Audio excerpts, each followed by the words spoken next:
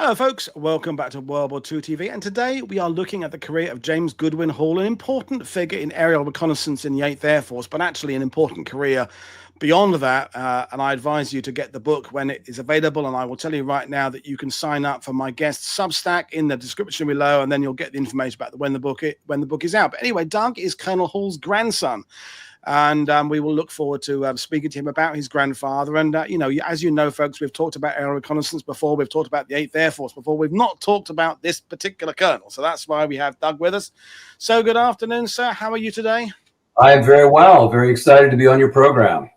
Good. So we were just chatting before going live. You know, it's the 8th Air Force. It's been talked about a lot. Masters of the Air came out last year. We've talked about aerial reconnaissance. But when I have a historian on who has just found the subject kind of out of the blue, and we talk about the research process. But we've had quite a few people who have talked about their parents, their grandparents, their uncles, their aunts, things like that. When you're going into this, because you've done a bit of writing in the past, you do podcasts, you're not completely new to this field.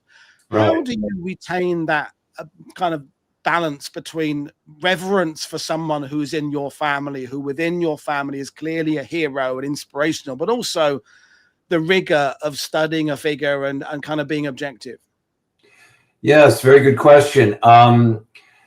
The first part of the answer to that is that I did go down a road of too much glorification in my writing about my grandfather, which almost seemed natural and uncontrollable. To plug my editor, Jennifer Hollick, who is an integral part of the success and the readability of this book, and that doesn't even cover other contributions.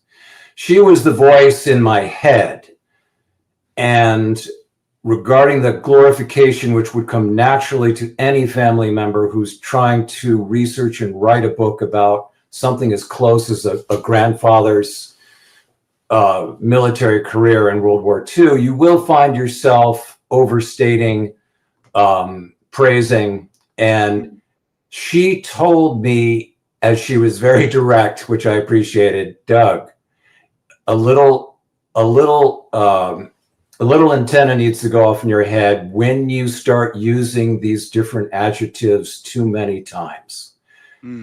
Tell the story without the glorification, and it will tell itself. Yeah, very good point.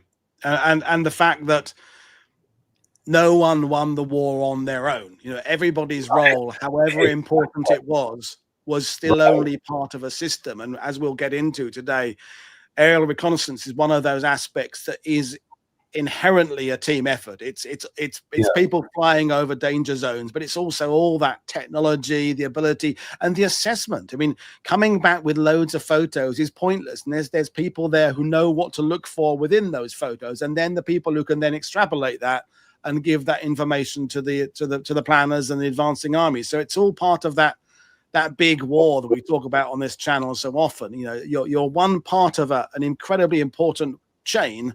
But it's all the other people in the chain as well. But anyway, let's dive in to your grandfather, because if folks, we can honestly do a series of about 6 shows if we took your grandfather's career from beginning to end, because crikey, he did a few things, didn't he? Yeah. But give us the thumbnail sketch of him before the war.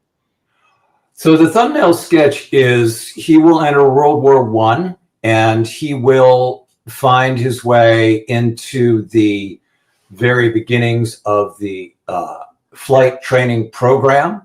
And there were flight training programs that were developed just almost out of the emergency of the United States realizing it was entering World War I with massive deficiency militarily, and basically no Air Force that could be called upon. He would seemingly quickly take to the nature of flying. He would go through ground school without an issue in Princeton, New Jersey, and then he would be transferred to Hazelhurst airfield in Mineola, Long Island, New York, where he would actually begin to learn to fly with an officer in his cockpit, and eventually you have to solo and do all the aerial maneuvers that, when I read about it, I thought was absolutely madness from my perspective in these types of planes. But so he will then land in France and will quickly, this is such a compressed period of time because of the late entry of the US into World War I, he will excel in the air. He will have an opportunity to fly as a bomber pilot for the Brigadier escadrille, which is the French word for squadron. That will bring him, I guess, his true test of flight ability and maneuverability. He will, in fact, be credited with shooting down 3 German planes over the space of his World War I career. He will jump out of that, and then what will begin is the very, I guess you'd say, the beginnings of the use post-war of the airplane, which will be airmail in the United States. And there will be financiers who are big, moneyed, in a sense, true capitalists who jump into the foray, realizing that the government wants to use airmail, and figures like Howard Earl Coffin, Hammond Curtis, and even Henry Ford. But primarily, they are going to develop a means by which to finance and build airplanes that in turn, they're going to really sell a contract and concept to the US government to have the first US airmail system, which will develop from there. So he'll be on the sideline, but he'll be, in a sense, an advisor who's looking at the performance of the plane, how it's designed, how it's operating, with the ultimate goal of having somebody like Howard Earl Coffin be able to literally market this product, this built plane, to the government and get the routes to start the airmail system. Jumping from there, funny enough, is he'll go into Wall Street. And the connection there is, in fact, the mail that's being carried in these planes, 80% of it relates to stocks and bonds and notifications of transactions that relate to brokerages in Wall Street. So he's already learned the financing piece. And he's going to land in Wall Street. He's going to join a firm, learn the ropes, and then within that environment, and I have all the different newspapers and references and records of this, he will then buy a seat on the New York Exchange, and then he'll open up his own brokerage.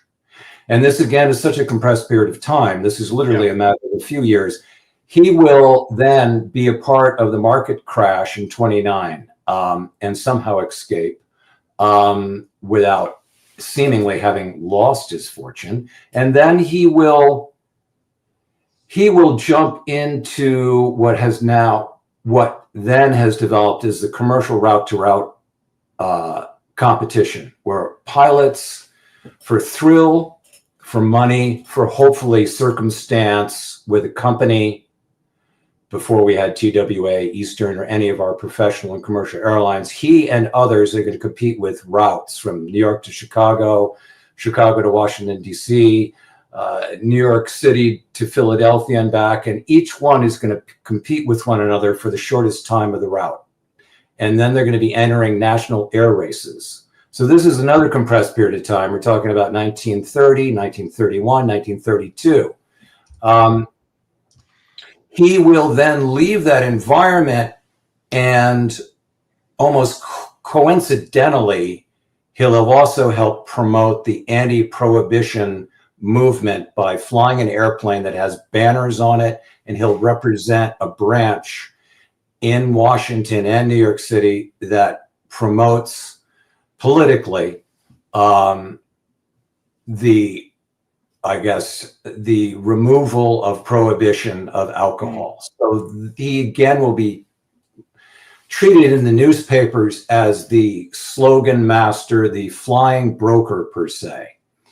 And it's just to interrupt, it's interesting because I was going to ask you, and I'll ask it now. Does he, in your research and understand, does he fulfill that, I suppose, almost stereotyped view of people who got into aviation early on because it was just incredibly exciting? You know, because it was the new thing. It was that, and you see that with some of the British Battle of Britain pilots. They are people who, as young men and women later, just wanted to get into the air. And yet, at the same time, clearly, your grandfather's got this interest in organizations, systems, the mechanics of things. He sort of fulfills the stereotype, but he's also outside of it. Is that a fair appraisal? That is. I see my words in the book relate to him when he gets involved in a particular adventurous pursuit, entrepreneurial direction or whatever. He goes in with all fours, and he doesn't, I don't think there's any other aspect of his personality that allows him not to act that way. He wants to understand what's involved in the adventurous business activity, learn it, pursue it, and use it. And so I think that's, yes, separate from his love of flying, that's a very strong entrepreneurial spirit that's in his DNA, I think, in many ways. I mean, I'd also had the question about whether or not in his First World War, Sir Capo asked, did he meet any of the famous flying aces in the First World War? Because there was a point in history where, like, all the people who flew could fit in the same room because it was a very small world. Now it's impossible to do that. But so did he kind of? I mean, Lindbergh came up in the conversation. You meant him because a lot of these people had these. They kind of all knew each other, didn't they? At a certain period, they did, and their names come up throughout his life, and certainly Jimmy James Doolittle, who would be, well, from my view, he's the first one that will fly a plane blind with just instrument ratings only. So this is huge because the aviation goes nowhere without that. My grandfather will compete directly with him in these national air races that occur while they're also doing these route-to-route competitions. Big sponsorship by corporations and organizations that want to be able to develop the airplane to a level where it's commercially viable. So here's pilots. Give them a reason to try to hop in their airplane and best each other's route from New York City to California and come back, hopefully alive. And some of them did not come back alive. But so he is part of that group that's competing. And speaking of praise, I mean, the aviation legend that doesn't get as much coverage as, say, a Lindbergh might is Frank Hawks. And I learned about Frank Hawks through that period of route-to-route combination. There is a World War I pilot who turns out to be the absolute driver of these route-to-route competitions. And then he goes to Europe and he does the same there. And he sets all these records. It's just, he's just an absolute legendary figure. And so that comes out really of Frank Hawks' World War I experience, because he was forever called Captain Frank Hawks. So, and as you pointed out later on, there is an intersection with my father with Lindbergh. There's an intersection with other flyers. There's nobody really more well known than Lindbergh, but certainly others. My grandfather had a relationship with Howard Hughes for a period of time and flew one or two of his prototypes, though I don't have the actual accounting of that. But in answer to your question, I'm going on a bit. It is a small circle, and I think there's camaraderie there, and I think that there must have been an intensity that they could only share together, possibly, when they were together. Yeah, certainly many names that were unknown to me in other ways that came about. I was just kind of amazed. I mean, some of the stunt pilots that came out of really World War I, having learned aerial stunts, who become wing walkers, who are parachuting off of the biplane wing, and end up actually in early films about aviation in Hollywood. It's quite a cast of characters, as you point out. Very colorful. But that leads me to my next question, because there is that period. You talked about the importance of delivering the mail, but there is this period where the world doesn't really know what to do with the aviation. It had been a part of the winning of World War I, although not as important as artillery and everything else. It was kind of an extra detail, but people got excited by it, and the Royal Flying Corps in England and things like that. And then, as you say, by the 20s and 30s, it's almost just become almost like a rich boys club, and it's like stunts, and you say it's movies, and it's barnstorming, and people are talking about Steve McQueen's father in the sidebar who was a barnstormer. And yet you go from there to which we could spend ages talking about it, but World War II, where there's a much more analytical understanding of aviation, of people, there's that the bomber will always get through mentality, and you have the Billy Mitchells of the world talking about the way warfare will be changed by aviation. And your grandfather bridges all these eras of the First World War, where it was a very serious, it's about downing enemy pilots, and he did that successfully. And then it's in this like crazy, it's about performing stunts and beating endurance records and pole to pole and post to post and speed races. And then suddenly, you get to World War II, where he ends up, and we'll get into that shortly, where he's spearheading in some ways this use of aircraft in the reconnaissance intelligence gathering role, which isn't very sexy, if I may use that word. It's an aspect of flying that's great. So how, again, we could spend hours on this, on your grandfather's journey, and we haven't even got into horses yet, but give us a short potted version of how he goes from the stock exchange, all that kind of stuff, racing, to being part of the new way of the Air Force and the Army Air Corps. Yeah, and understanding that, stitching together some of that story, there's some missing parts, but basically he has, as you talked about, the horse racing chapter of his life, just yet another. He has found a different lifestyle with a second marriage, and with a love for horsemanship and the development of a new racing breed called the American Quarter Horse.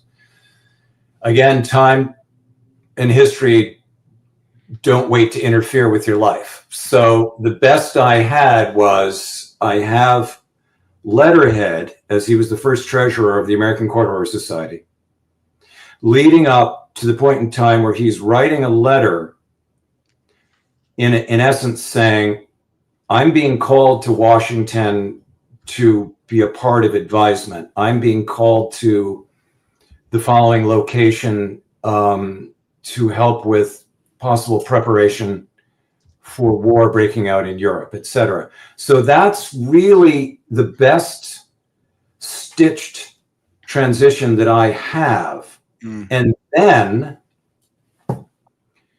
the author, Doris Keene, who's since passed away, wrote a book entitled The Eyes of the Eighth, a story of the 7th Photography Reconnaissance Group, 42 to 45. Well, I found that book by accident by going on World War II sites. Therein, she takes me to the beginning of his story as the commanding officer of the birth of the 13th Photo Reconnaissance Squadron. I would have a very hard time, well, as I give credit in my acknowledgement, without Doris, I'm sorry, it's Patricia Keene's book, Eyes of the Eighth, the story of the 7th PR group, there'd be a huge gap in my book. What she does, in answer to your question, is she says, as if she's speaking to me, Doug, your grandfather's story and photo reconnaissance, it begins in my book, okay? I researched this. Please find my book. So there she is with the very beginnings, where he's been tasked to be the commanding officer of the formation of the 13th Photo Reconnaissance Squadron that starts out with training in Colorado Springs, Colorado, and moves itself forward again, very compressed time periods, and finds itself in full-blown training with his responsibility to deliver to higher command a trained, somewhat skillful, operational, public photo reconnaissance unit on a timetable. And they are on their way to England, to the first aerodrome, Poddington, which will become their first home. So without allowing you to ask a follow-up question, that's the beginning. And yeah. I have only, at least I have those letters as he was first treasurer of the American Quarter Horse Association. Fortunately, as I read all the letters and correspondence, some of which wasn't that interesting, I come down to those last two letters in which he's revealing, I guess he's being careful because of security, he's revealing, saying, look, I can no longer have a role here. I have to jump to Washington, D.C., which probably means I'm entering another war, and I have to say goodbye. And then I have, fortunately, Patricia Keene's book, Eyes of the Eighth, that says, Doug, I hope you find my book, because I'm telling you the story and your grandfather is in it and he's a central part of this. And I've already done the research. So start here. Yeah.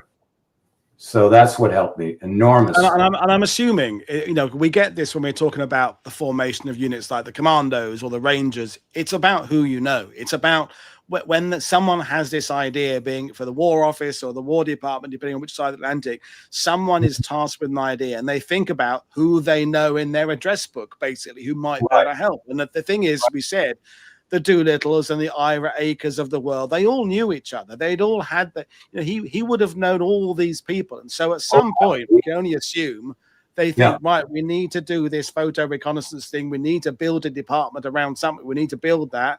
Right. And your grandfather's name just came up, I imagine. Is that what you think? Absolutely. And Ira Aker is flying in a competition with my father in this route-to-route madness through the Bendix Corporation's coast-to-coast race. And I have the photograph in my book, and who should be standing next to him or kneeling next to him? Not only is Jimmy Doolittle in it, but Ira Aker is shoulder to shoulder with my father. So you're absolutely right. There's how could it not be otherwise, right? Yeah. And he would later, my grandfather under the 13th as the commanding officer, would be directly under General Ira Aker at first at Poddington and then later at Mount Farm. And this is the thing that, because someone had just said in the sidebar, how old was he in that photo there? Because one of the things is that these incredible pioneers that were there in the First World War in the 20s, by the time World War II comes around, they've got a bit older. They're in their 40s. Some of them are in their 50s, but they all desperately want to keep their hand in flying, don't they? All want to keep on doing that, and some of them end up essentially having desk jobs. I mean, obviously, famously, Doolittle didn't, but some of them did. And you know, your father is still actively doing this stuff from both ends. You know, he's part of the technology, but he's also, you know, getting in cockpits and flying aircraft over. So he reminds me of kind of James Gavin in the 82nd Airborne, who is going to high-level meetings at the War Department. He's also lobbing hand grenades over stone walls in Sicily when the need arises. He's got, you know, he's seeing the war from two ends, which from my point of view makes him such a fascinating figure, because he's doing the flying, but he understands what the whole role is, if that makes sense. Right. Absolutely. And I mean, there is this, I try to reach into the character a bit because I have to tell the story. It can't be dry facts and figures. So what you're touching on is what I found time and time again was the nature of his character. He was someone that you came to, in a sense, see as a mentor for you, as somebody you learned from and somebody who was supportive to you, particularly if you were in his unit. somebody who really not only talked the talk but walked the walk, as he flew many sorties with his squadron. And I have 3 letters from officers that served under him when a research plan started 20 years ago that never really hatched itself. And in there, they talk about their relationship with him. Now, I have no other way to reach through. All these people are dead. And I don't have a wife. I don't have a friend. I don't have an uncle, anybody who I can speak to. So in these letters, I received the feedback from these officers saying, he helped me get through this in this way. When I had this problem or when I needed guidance, I could go to him and he'd have an answer for me. And he was always standing up for our squadron. That's what came first, was the squadron and our team. And so in a lot, that's the character description that I get secondhand from officers that served under him. And I also, when he speaks, his voice is only in a letter or in articles in the newspapers, of which there are many. When he flies the first sortie of the 13th, and Ira Aker is then going to basically assign them as an active unit, he writes a letter, as he does as the major of the group afterwards. But at the very bottom, we're talking about character revelation here. He says, kind of what you said in a way, you know, the glory and the excitement and the attention often goes to the pilots of our squadron. Please be aware, as we all are a team, that if it wasn't for also the 24/7 contributions of the ground team, of the photo lab, of all the people that make up this team, there'd be no flying. And there'd be no mission accomplished. So that, I mean, in a way, that's the best way I can answer it, just reading into his officers' letters that I have, and I guess the way he's expressing himself on paper, to say, we are a team. This is a team effort. I'm here for your support when you need me, guidance, but we are together as a team. And this is, so what I was saying earlier, that even by World War II, if you're a young man in Chicago or Sydney, Australia, and you want to join the Air Force, or you get conscripted into the Air Force, you kind of want to be a fighter pilot or a bomber pilot, or you want to be doing, you want to be doing something very direct to help win the war. I imagine as young kids, they'd have grown up, some of these pilots, watching, air races and things like that, and movies that came out after First World War, Dawn Patrol, where they're all fleeing. What you don't want to be doing is flying sometimes in an unarmed aircraft, flying level, taking photos in an abstract kind of way that someone's telling you, but this is going to help down the line. This is going to help, your reel of film is going. He must have been kind of charismatic person, your grandfather, to bring people into this team. Explain to them what the importance is, make sure they are aware that they are part of this bigger system. But also, as it came up in the sidebar, you're in a world where security is very important as well, because what you're finding out. I mean, how many times pilots have taken photos of things they didn't even know what they were taking of, because it was someone else who would interpret that information down the line and pass it on to someone else. So you're not even being told quite what you're doing, whereas at least a bomber pilot is being told, or a bomber crew, you're flying over to this place because it's a dock, because it's a factory, and you're going to drop bombs on it, and you're stopping that. So to create some, as we said, he's creating a concept out of nothing. There had been some reconnaissance with aircraft in the First World War, people spotting for artillery, but basically this is a new concept, and he's kind of heralding it. He's part of this. So charisma clearly there, but take us to the role. We've done a show about aerial reconnaissance and Mount Farm and what was going on, and how you see what the 8th Air Force were trying to do and what they did, and how your grandfather was part of this in terms of the use of aerial reconnaissance. Well, I think first of all, when he was at when he first landed in Poddington Aerodrome, the first thing he did was assess that that was the wrong location. Right. And he pushed General Ira Aker, in a conference in which he said, in order to be effective, as we will eventually be considered to be under the mighty 8th Air Force, is we need to be closer to British reconnaissance. They had a different reference title, some CIU or something. He said, so we need to move closer. We need to move to Mount Farm, to be close to Benson, to be close to the actual RAF counterparts to us. First step. That happens with his pressure, and they are located and they are learning directly from RAF, who is already really ahead of U.S. reconnaissance techniques and development. And he is seen as someone who worked very closely with his British counterparts, and he is recognized by that.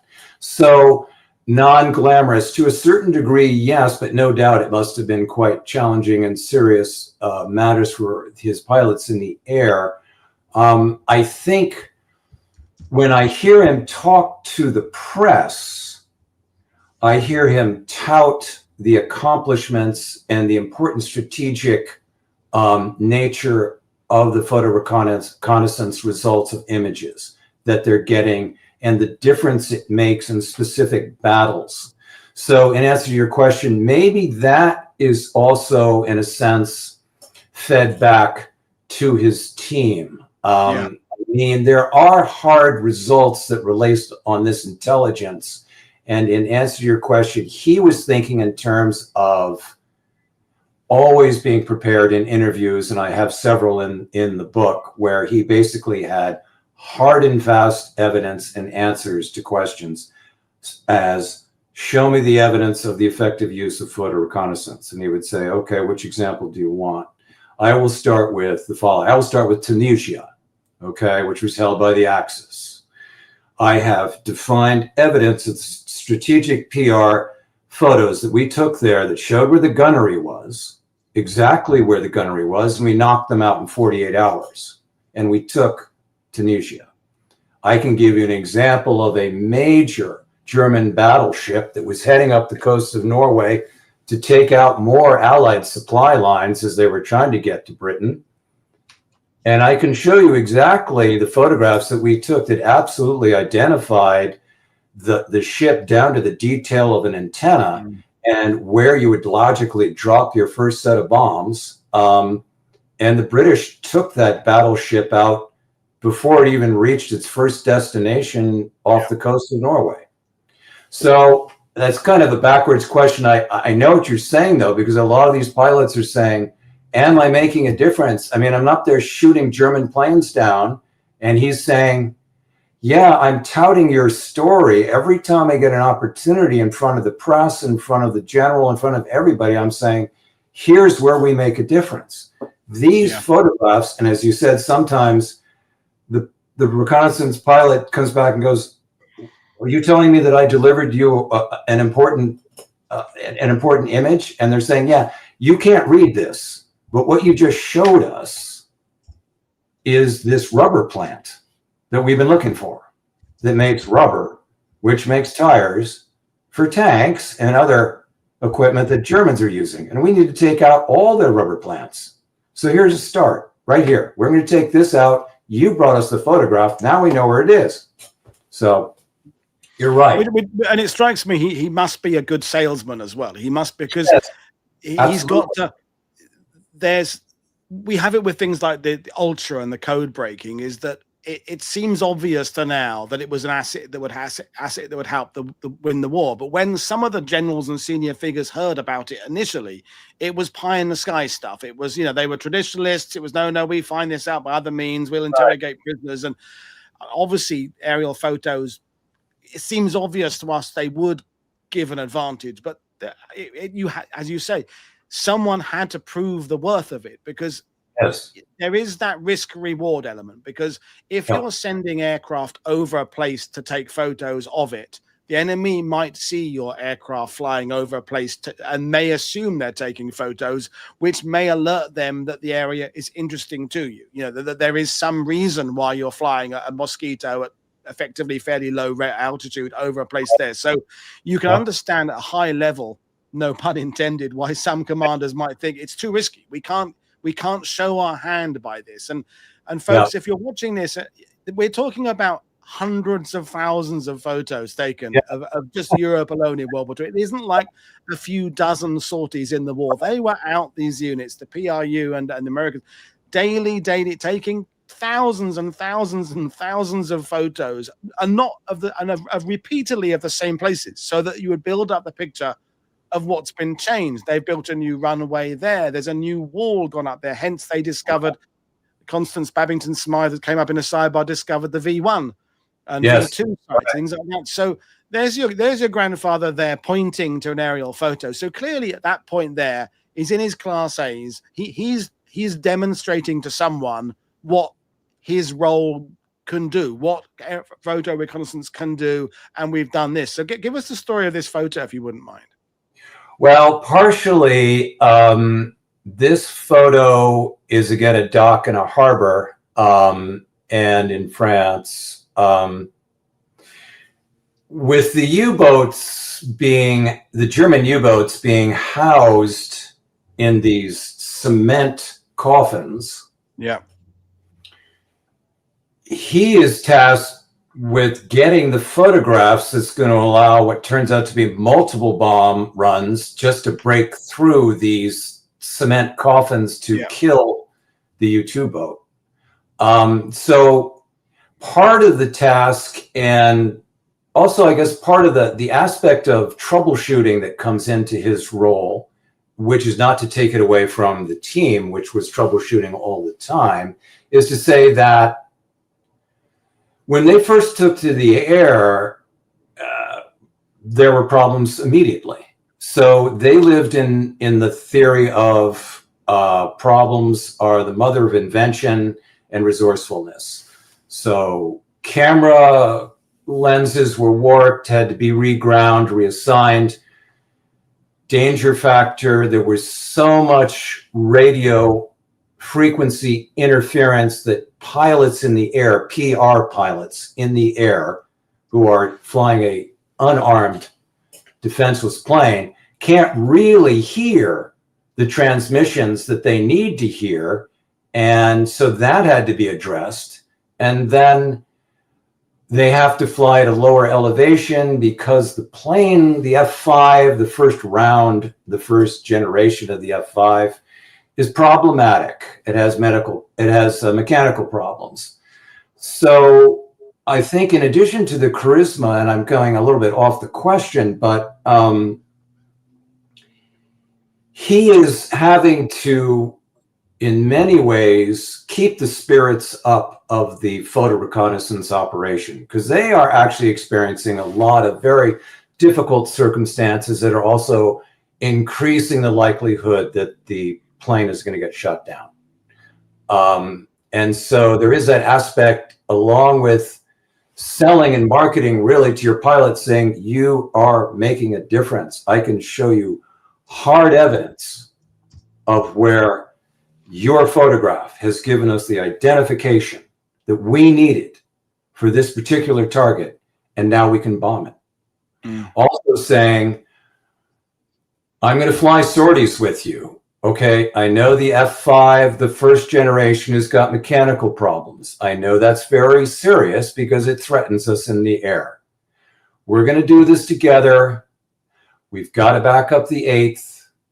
They're going into heavy, heavy defensive artillery. We're going to have to do the same with an airplane that is not performing at its specification.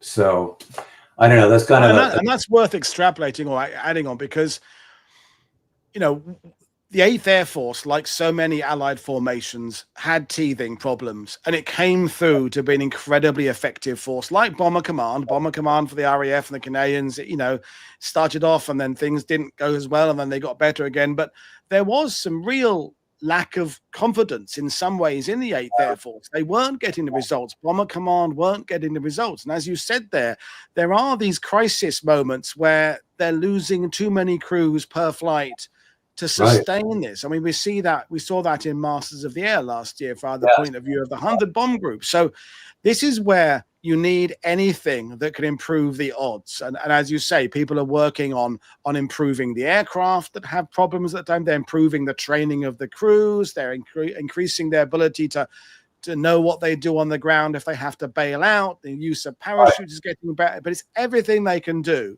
to give these young men flying over, whether it's in a B-17, a B-24, a B-25, a greater chance of getting through to their target. And we had the question about where was from William, was this tactical recon or strategic recon, i.e. the use of smaller fast aircraft like B-25s or B-26 or larger formation? It's all of the above and ground force.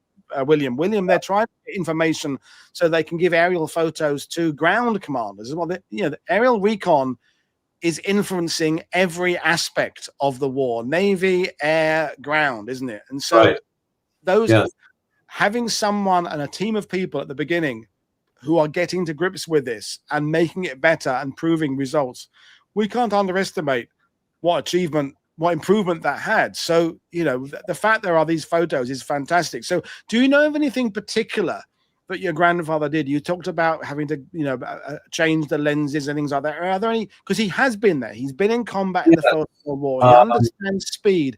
Is there any particular initiatives that he kind of brought personally to this? Yes, I think beyond sort of the obvious of learning by doing, his being totally focused and involved on the best development of photo reconnaissance techniques.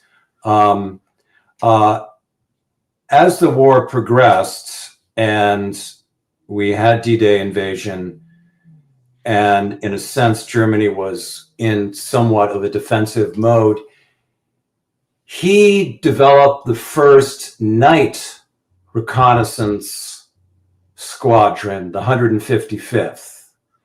This had not been done before. They hadn't found a way to illuminate cameras to take photo reconnaissance. Why was this important? This was news to me, of course. I was learning as I was going, revealing his storyline and the history behind it.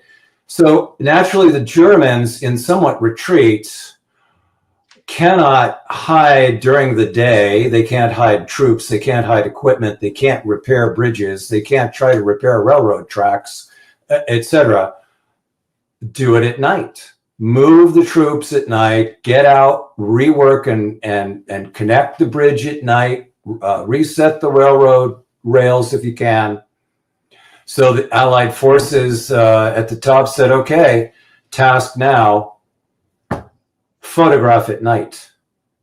So my father stepped into that role without any anticipation and developed a very effective, the 155th night squadron, which effectively found a means by which, without to go into this technically, I probably couldn't explain it very well anyway, to create illumination, enough illumination so you're capturing almost as much detail as you were during the day of a specific area, like a specific bridge or troop movement.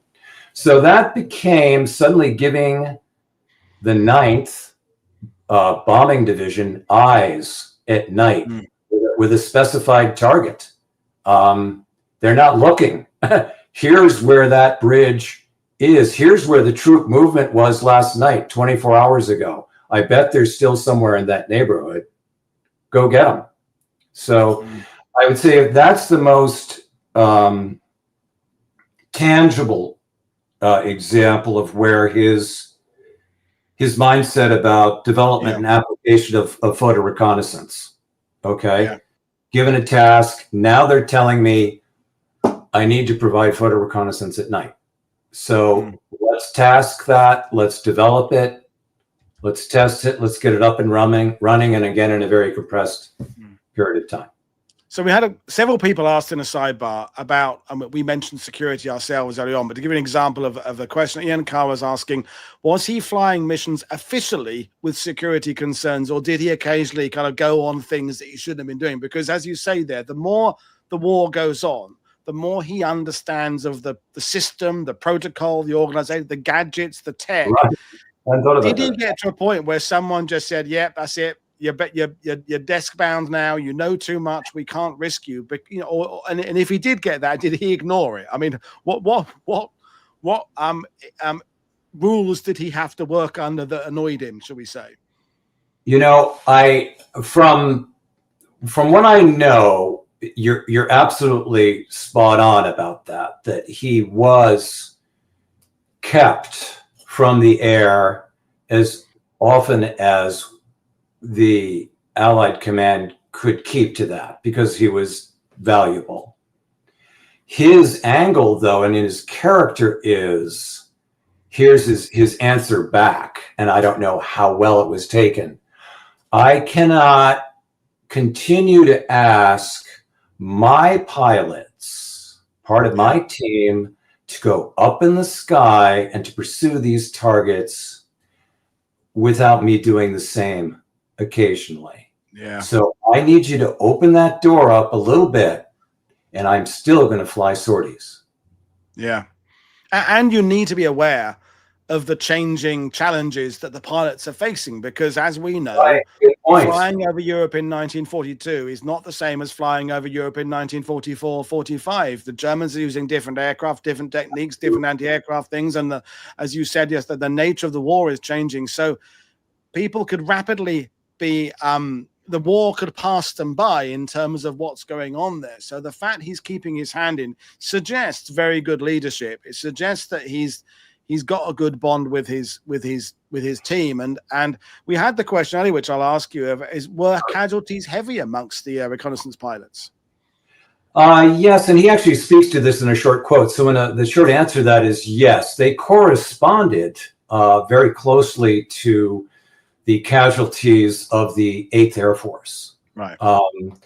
He indicated that he felt that 50% were somehow accounted for, and I had to interpret that. What does that mean? They were either POWs or they were injured and they somehow returned to the Allied forces, or they were hidden by civilians in Europe. I'm not sure, but he does speak to that, and I guess partially just to say, hey, we're not invisible here. We are taking a lot of hits. We are losing a lot of pilots, and it's on a regular basis. And it's not just from being shot down. We've got issues with mechanical operation of certain planes, but we're still going to fly. We're still going to be in the air, and we're still going to suffer this level of casualty.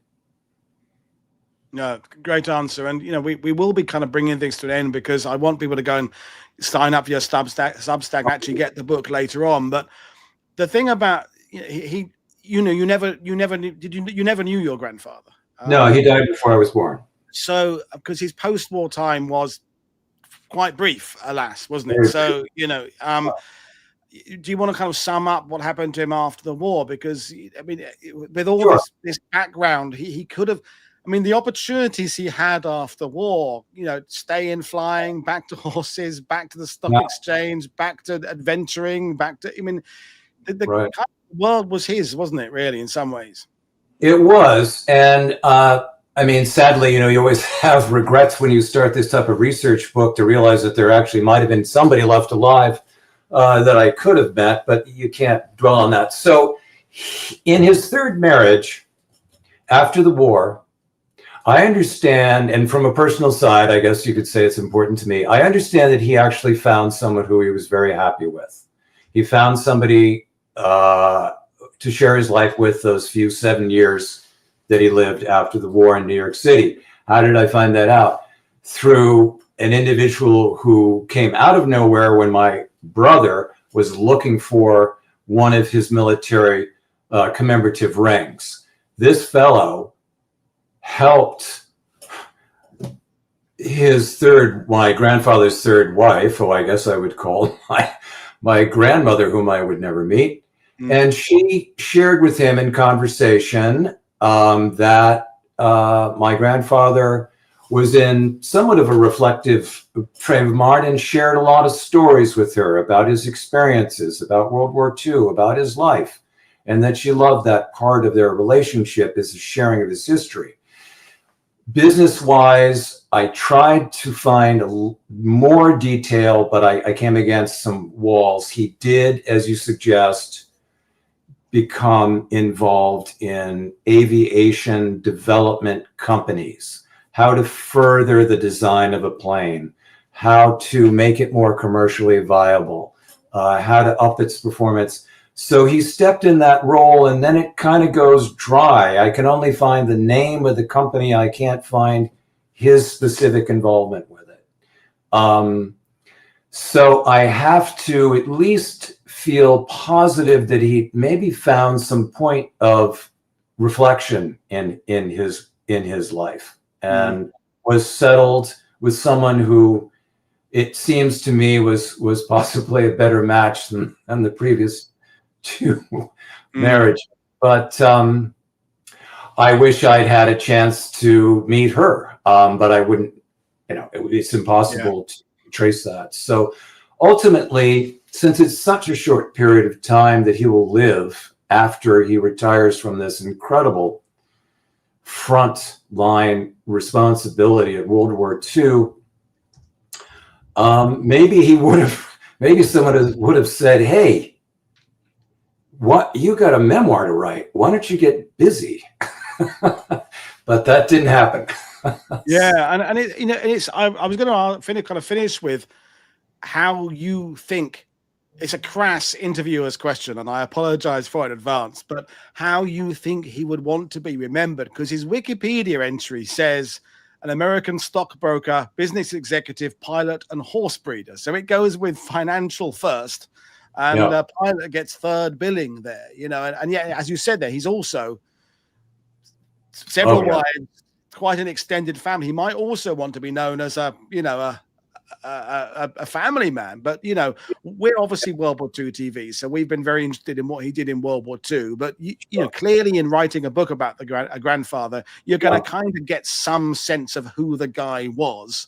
Oh, absolutely. What do you think he would want to be known as? What do you think was the legacy 80 years on he'd like to be known for? I think it relates to him being in the cockpit of a plane primarily. I do believe that his entire passion and drive and felt mission in life, aside from the fact that he's drawn into 2 world wars, and he's going to do the route-to-route competition, he's going to do the pre-airmail development, all of that.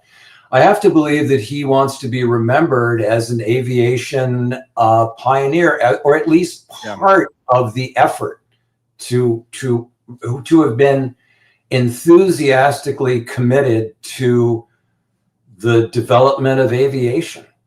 I mean, there are, as you can see in the book, there are numerous medals he receives for service in World War II.